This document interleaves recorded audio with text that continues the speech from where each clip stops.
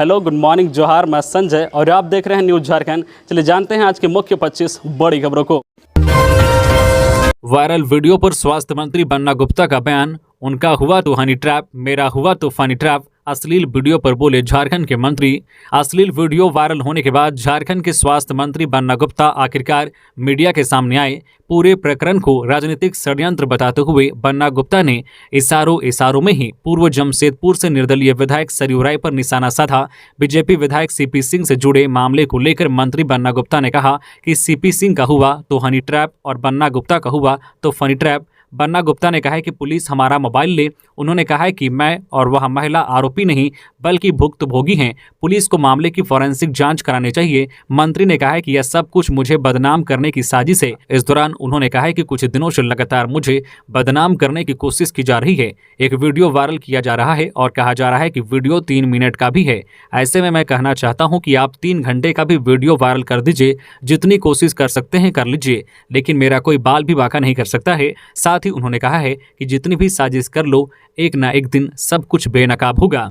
सरयू राय कहते हैं कि पूरा वीडियो 3 मिनट का है, उनको हर मिनट की जानकारी कैसे हो जाती है। बन्ना गुप्ता ने अश्लील वीडियो जारी करने की साजिश का आरोप लगाते हुए सरयू राय से कहा है कि इससे पहले भी हमारे एक बड़े नेता का वीडियो नक्सली के साथ जारी किया गया था। उन्होंने कहा है कि सीपी सिंह प्रकरण पर तो सरयू राय कुछ नहीं कहते। बन्ना गुप्ता ने सरयू राय पर जुबानी हमला करते हुए कहा है कि उनकी भी डीएनए जांच होनी चाहिए। इस बात की भी जांच होनी चाहिए कि सरयू राय की पत्नी की मौत स्वाभाविक थी या अस्वाभाविक। एक फोटो दिखाते हुए मंत्री बन्ना गुप्ता ने कहा है कि सरयू राय को बताना चाहिए कि यह महिला कौन है। चाचा सरयू राय का पैसा अमेरिका के बाल्टीमोर तक किसके पास जाता है, उसके साथ कौन सा लड़का रहता है। मंत्री बन्ना गुप्ता ने कहा है कि सरयू राय को हर बात की जानकारी कैसे मिल जाती है। सरयू राय के ट्वीट का स्क्रीनशॉट दिखाते हुए बन्ना गुप्ता ने कहा है कि एक महिला की जासूसी कराना क्या निजता का उल्लंघन नहीं है।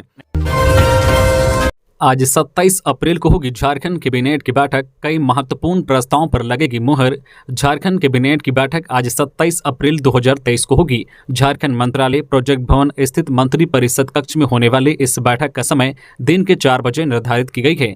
इसको लेकर मंत्रिमंडल सचिवालय एवं निगरानी विभाग समन्वय द्वारा सूचना जारी की गई है। जानकारी के अनुसार इस बैठक में कई महत्वपूर्ण प्रस्तावों पर मुहर लग सकती है। डुमरी उपचुनाव को लेकर तैयारी शुरू। निर्वाचन आयोग को भेजी गई अनुशंसा।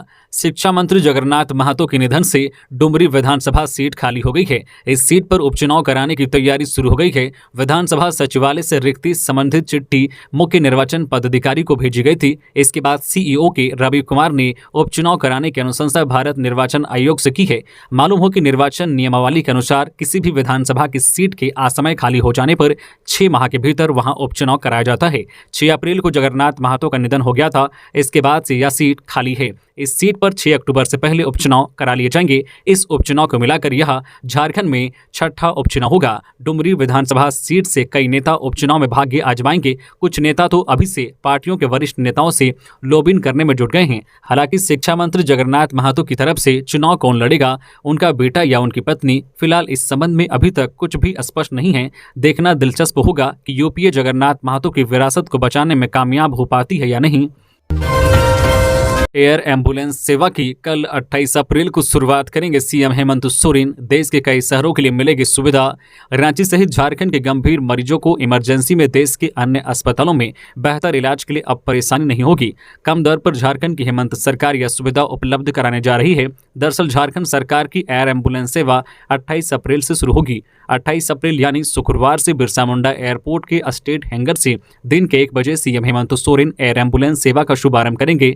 नई दिल्ली, वाराणसी, हैदराबाद, चेन्नई, लखनऊ, मुंबई, कोलकाता व तिरुपति आदि शहर के लिए एयर एम्बुलेंस की सुविधा शुरू हो रही है। इससे मरीजों को देश के अन्य अस्पतालों में बेहतर इलाज के लिए ले जाने की सुविधा मिलेगी। इमरजेंसी सेवा के तहत महज 2 घंटे की सूचना पर एयर एम्बुलेंस की सेवा उपलब्ध होगी।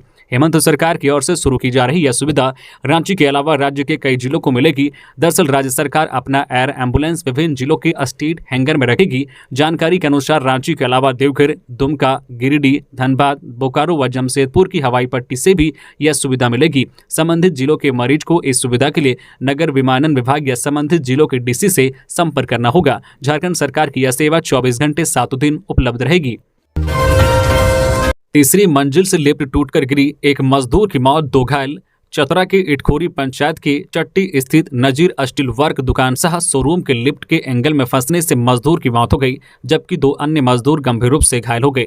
मृतक रामप्रसाद केसरी राजपुर थाना क्षेत्र गांव का रहने वाला था। घटना के संबंध में मिली जानकारी के अनुसार नजीर स्टील वर्क दुकान सह शोरूम के तीसरे तल्ले से तीनों मजदूर सोफा लेकर नीचे उतर रहे थे। इसी दौरान अचानक लिफ्ट फंसकर टूट गया और लिफ्ट में मौजूद तीनों मजदूर जमीन पर गिर गए। इस घटना में रामप्रसाद के शरीर का कुछ हिस्सा एंगल में फंस गया, जिसके बाद एंगल को काटकर उसे बाहर निकाला गया। इसके बाद फौरन रामप्रसाद को इलाज के लिए इटखोरी अस्पताल ले जाया गया, जहां डॉक्टरों ने उसे मृत घोषित कर दिया। दुर्घटना में घायल हुए दोनों अन्य मजदूरों को इलाज के लिए इटखोरी अस्पताल ले जाया गया, जहां प्राथमिक उपचार के बाद डॉक्टर ने उन्हें बेहतर इलाज के लिए हजारीबाग सदर अस्पताल रेफर कर दिया। घटना इटखोरी प्रखंड क्षेत्र इटखोरी पंचायत की है।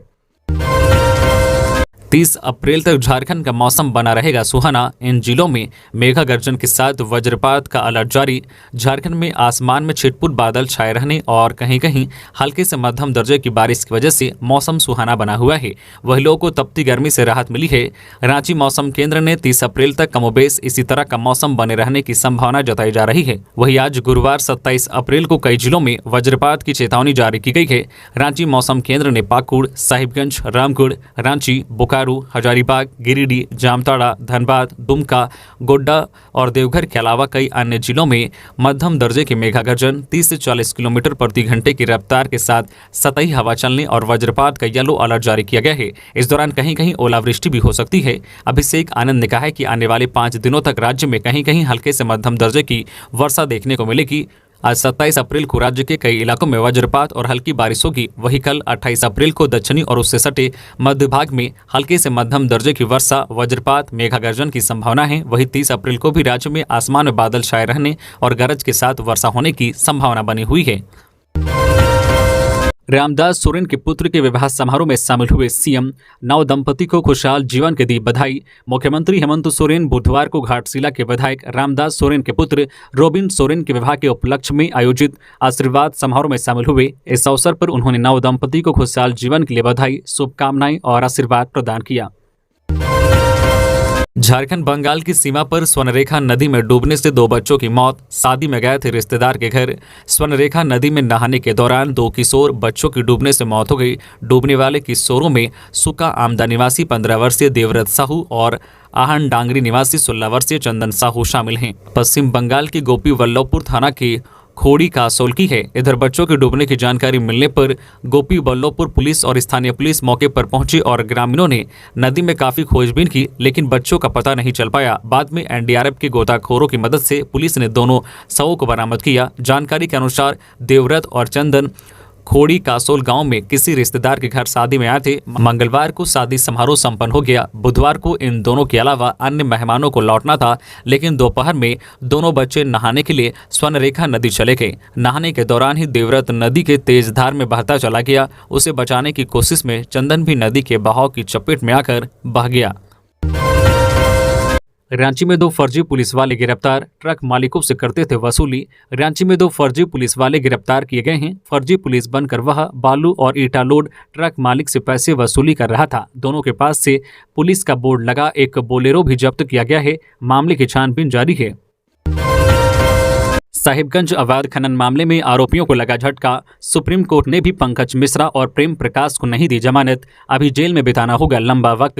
अवैध खनन और मनी लॉन्ड्रिंग के मामले में जेल में बंद पंकज मिश्रा और प्रेम प्रकाश को सुप्रीम कोर्ट से भी राहत नहीं मिली। बुधवार को सुप्रीम कोर्ट में हुई सुनवाई के दौरान दोनों की जमानत याचिका खारिज कर दिया गया। प्रेम प्रकाश और पंकज मिश्रा जुलाई 2022 से ही रांची के बिरसा मुंडा केंद्रीय कारागार में बंद है। ईडी ने पंकज मिश्रा को 18 जुलाई 2022 को गिरफ्तार किया था। वही प्रेम प्रकाश के घर पर पहली बार 24 अगस्त को छापेमारी की गई थी। इस मामले में उन्होंने कई बार जमानत के लिए याचिका दायर की। अब उन्हें सुप्रीम कोर्ट ने भी झटका दे दिया है। मुख्यमंत्री हेमंत सोरेन के बरहेट विधायक प्रतिनिधि पंकज मिश्रा और प्रेम प्रकाश पर साहिबगंज में 1000 करोड़ रुपए के अवैध खनन करने का गंभीर आरोप है।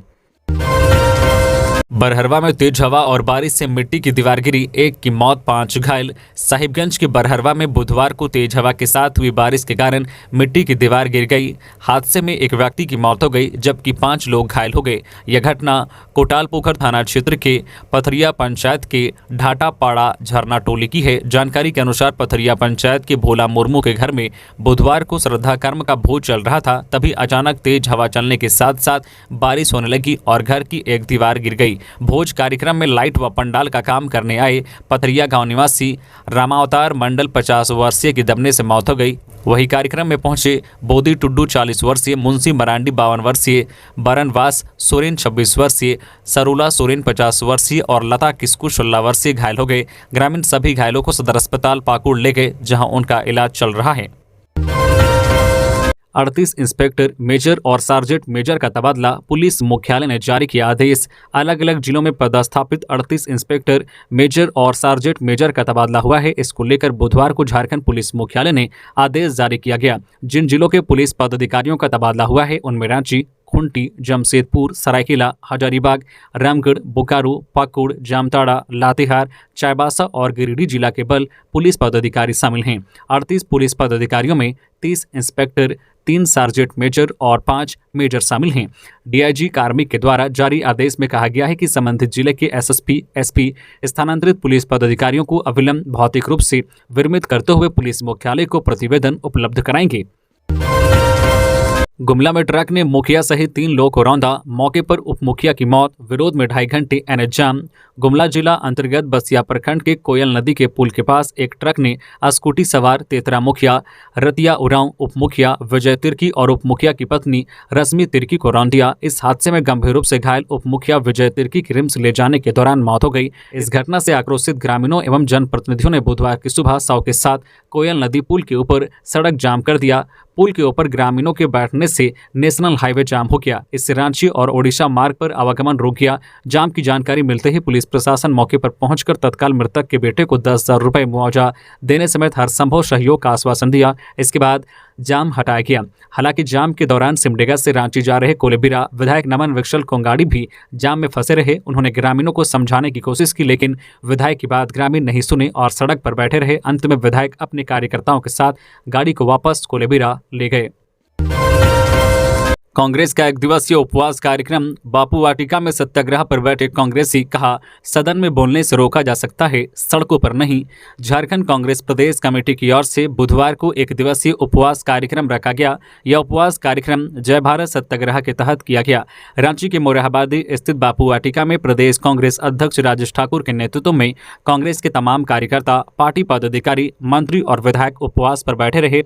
सत्याग्रह कार्यक्रम के दौरान मौजूद नेताओं ने एक स्वर में कहा, पार्टी जनता के लिए लड़ रही है। आज हम जनता के लिए देश भर में आंदोलन कर रहे हैं। यह पार्टी विशेष का आंदोलन नहीं बल्कि जनता की आवाज है। सदन में बोलने से रोका जा सकता है, सड़कों पर नहीं। नेताओं ने कहा कि LIC, SBI में रखी जनता की गढ़ी कमाई निजी कंपनी के हाथों सौंप दी गई। आज तक इस सवाल का जवाब केंद्र की सरकार ने नहीं दी। देश में बेरोजगारी चरम पर है, कोई कुछ कहने वाला नहीं है। पार्टी का यह आंदोलन जनता के हित में जारी रहेगा।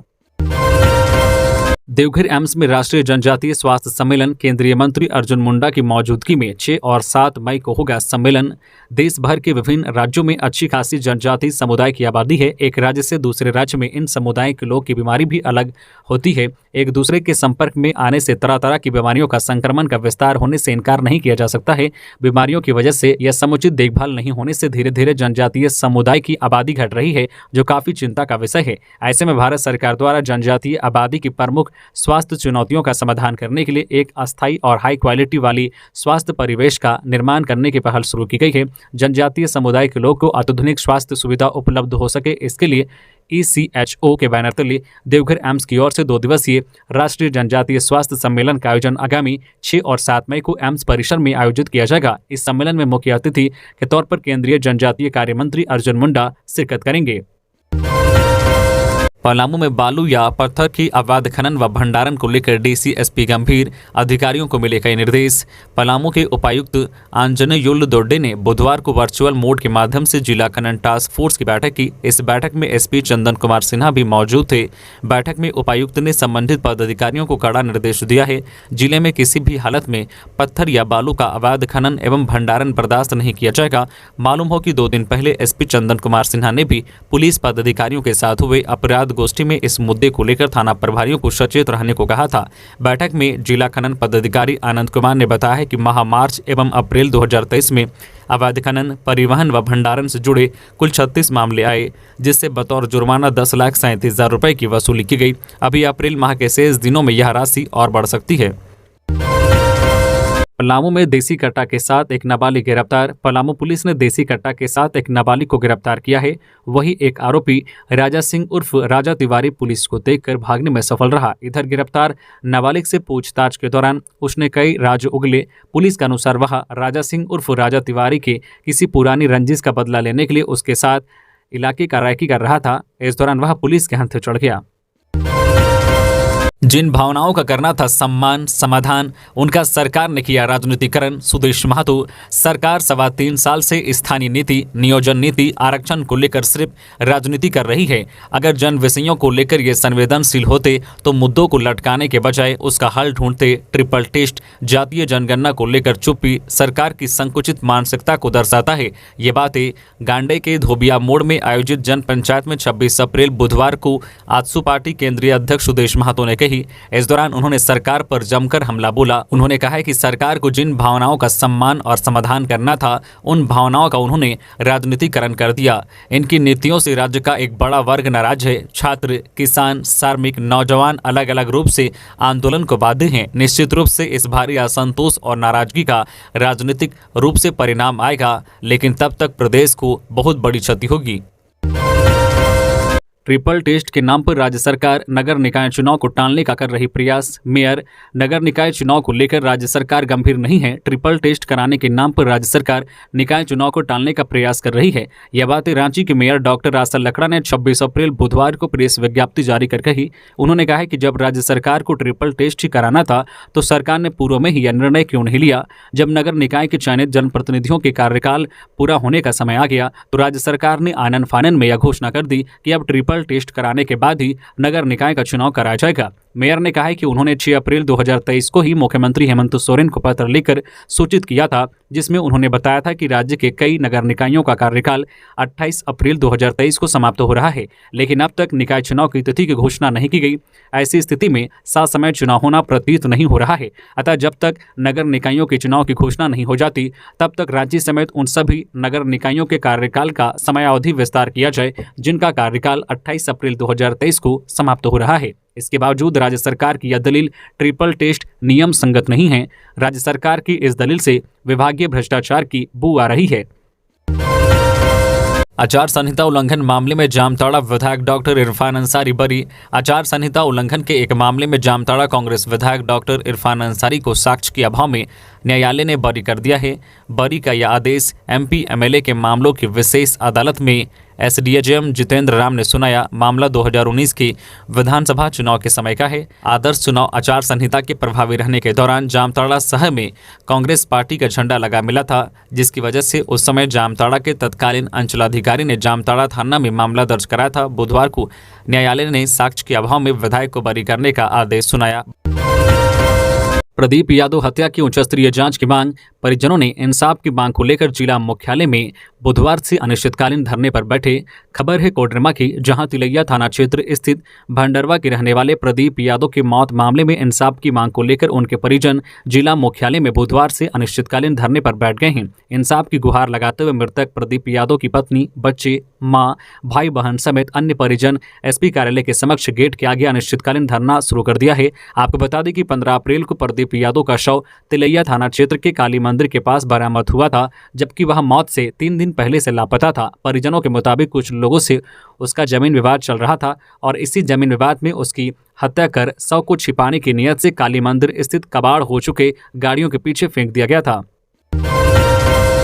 पेयजल की समस्या को लेकर खिजरी विधायक ने अभियंताओं के साथ की बैठक, कहा शीघ्र करे दूर, गर्मी शुरू होते ही पानी की समस्या विकराल हो जाती है। इसी को देखते हुए विधायक राजेश कच्छप ने धुरवा स्थित अपने सरकारी आवास पर बुधवार को पेयजल एवं स्वच्छता प्रमंडल पूर्वी एवं पश्चिमी रांची के कार्यपालक अभियंता, सहायक अभियंता एवं कन्या अभियंताओं के साथ बैठक की, जिसमें उन्होंने खिजरी विधानसभा क्षेत्र में पेयजल की समस्या को जल्द से जल्द दूर करने के लिए आवश्यक दिशा निर्देश दिए। बैठक में विधायक ने क्षेत्र में खराब चापाकल, जल मीनार को जल्द से जल्द मरम्मती कराने का निर्देश दिया। इसके अलावा विद्यालय, आंगनबाड़ी केंद्रों में सभी खराब चापाकल एवं जल मीनार को मरम्मती कराने के लिए कही।